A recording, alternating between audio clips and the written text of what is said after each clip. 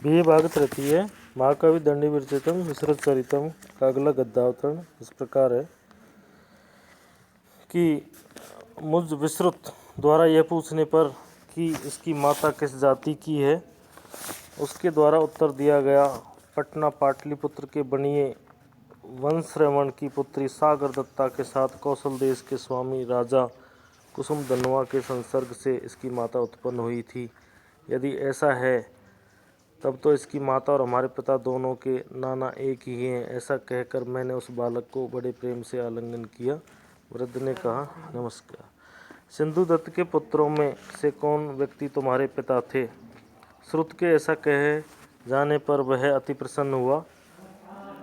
राजनीति के मद में चूर अस्मकाधिपति वसंत भानु को राजनीति द्वारा ही नष्ट कर इस बालक को इसके पिता के पद सिंहासन पर स्थापित कर दूंगा।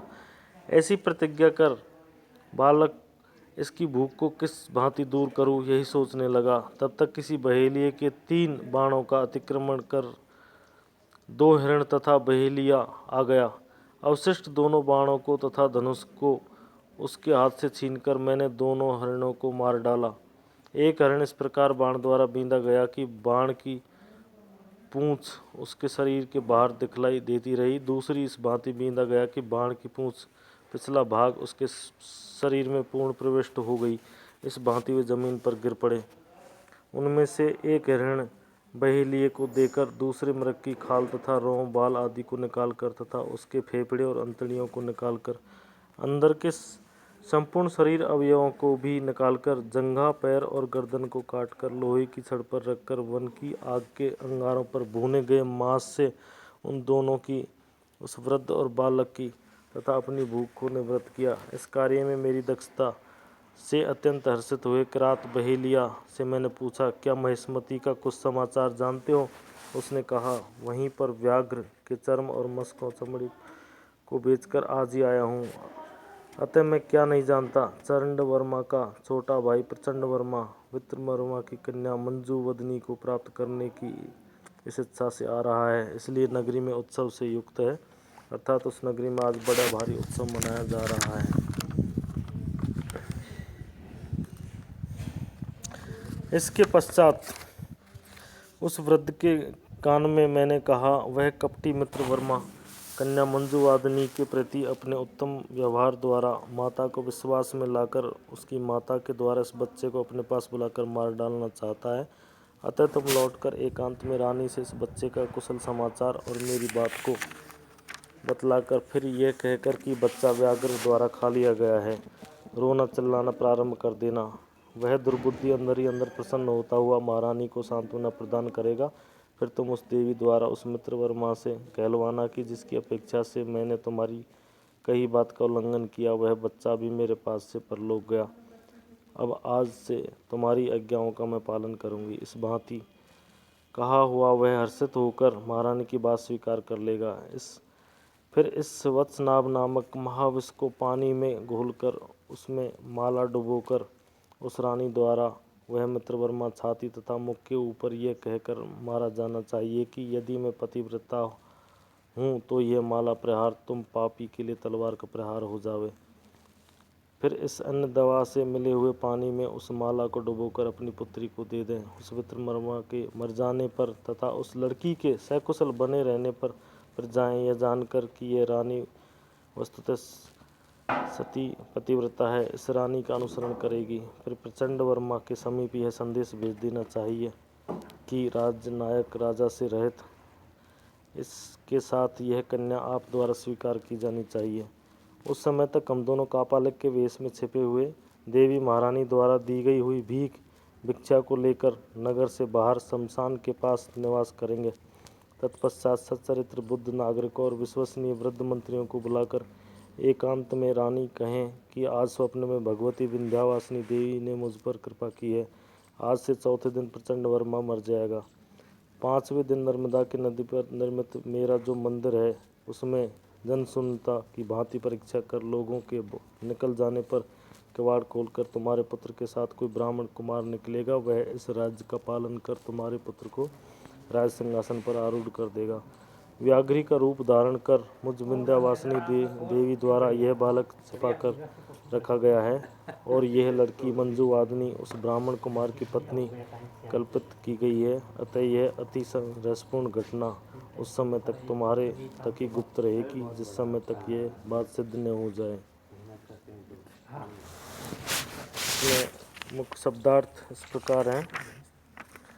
प्रतिपत्या व्यवहार के द्वारा, विश्वास दिलाकर, प्रत्याकर्षण वापस बुलवाकर, जिघांसति मार डालना चाहता है, रहस्य अर्थात एकांत में, आक्रोश अर्थात रोना चिल्लाना, अंतःप्रीत अंदर से हर्षित, अनुनेष्यति सांत्वना प्रदान करेगा, त्वदुक्तम तुम्हारी कही हुई बात, अतिक्रमिष्यत अतिक्रमण किया, प्रतिमध्य प्राप्त करके, अभिपत्स्यते समीप आएगा, सन्निय मिलाकर, मंजित्वा डुबोकर, वक्षसि वक्षस्थल पर, पापीय से पापी के, स्वदुहित्रे अपनी पुत्री के लिए, अगदेन दवा से, सत्याम होने पर, अनुवर्तिष्यन्ते अनुसरण करेंगे, दीयमान भिक्षु दी जा रही हो भीख जिनको, आपताम विश्वसनीय व्यक्तियों की प्रसाद कृपा, निय स्थिति निकलेगा, प्रतिष्ठाप्यस्यति स्थापित करेगा, धारक पुत्र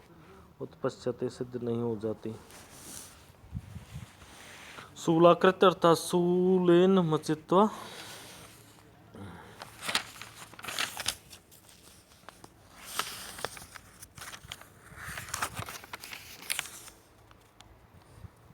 अगले गद्यावतरण के मुख्य शब्दार्थ इस प्रकार हैं।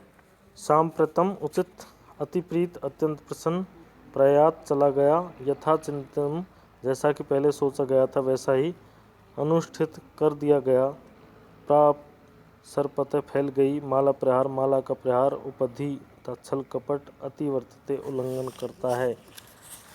तो ठीक है, ऐसा कहकर वह नालीजंद अत्यंत प्रसन्न होता हुआ चला गया और जो विषय बातें जिस रूप में सोचा गया था वैसा ही संपादित भी हो गया। प्रत्येक दिशा में चर्चा फैल गई कि अहो पतिव्रता स्त्रियों का माध्यम, अर्थात देखो पतिव्रता धर्म की कितनी महिमा है। माला का वह प्रहार मित्रवर्मा के लिए साक्षात तलवार का प्रहार बन गया। यह कार्य छल से परिपूर्ण था। यह कहना उचित नहीं था क्योंकि उसी रानी द्वारा अपनी पुत्री को प्रदान की गई वही माला उसके लिए वक्षस्थल का आभूषण हो गई, मृत्यु नहीं अर्थात उसकी मृत्यु का कारण नहीं बनी। अतः जो कोई इस पतिव्रता की आज्ञा का पालन करेगा वह जलकर भस्म ही हो जाएगा। जो कोई इस रानी की आज्ञा का पालन नहीं करेगा वह जलकर भस्म ही हो जाएगा। इस प्रकार यह चर्चा चारों ओर फैल गई। अगले गद्यावतरण के मुख्य शब्दार्थ इस प्रकार है। महाव्रती वेशेण, कापालिक के वेश के साथ, प्रश्नुतस्तनी जिसके स्तनों से दूध चुने जाने लगा, प्रत्युत्थाय उठ करके, बहुभाग देयम महान सौभाग्य, संसी सूचक, हर्ष गर्भम हर्ष के साथ, युष्मदीय तुम्हारा, सस्मितम मुस्कुराहट के साथ, लीढ़ नष्ट कर लिया गया हुआ, लब्ध भिक्षा प्राप्त कर ली है जिसने ऐसा, अकार्य बुलाकर, अनुयान्तम अनुसरण करते हुए, प्रत्यतः विख्यात, आपस्त शंका रहित, निर्भय, राजस्थान मंडपे सभा मंडप में उपास्यमान सेवा किया जाता हुआ, कुशीलव चारण भाटों द्वारा।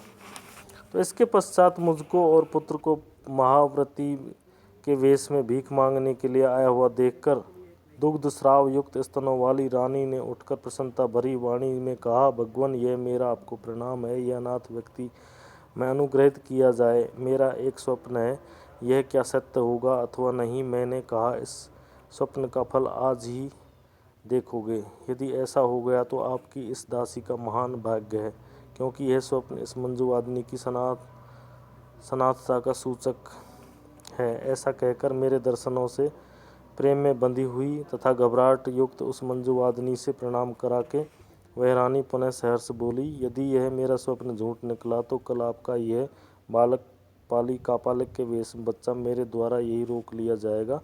मंजुवादिनी की प्रेम भरी दृष्टि के कारण समाप्त हुए धैर्य के साथ एवं मस्तु ऐसा ही हो कहकर भिक्षा प्राप्त कर नालीजंद को बुलाकर वहाँ से निकलकर मेरा अनुगमन करने वाले उस नालीजंद से मैंने धीरे से पूछा, वह स्वल्प आयु वाला किसका भावी जीवन अब बहुत थोड़ा रह गया है, प्रसिद्ध प्रचंड वर्मा कहाँ पर है। वह बोला, यह मेरा ही राज्य है। ऐसा विचार कर भय रहित प्रचंड वर्मा चारणों द्वारा अपनी स्तुतियाँ सुनता हुआ राजा के सभा मंडप में ही स्थित बैठा है। धन्यवाद।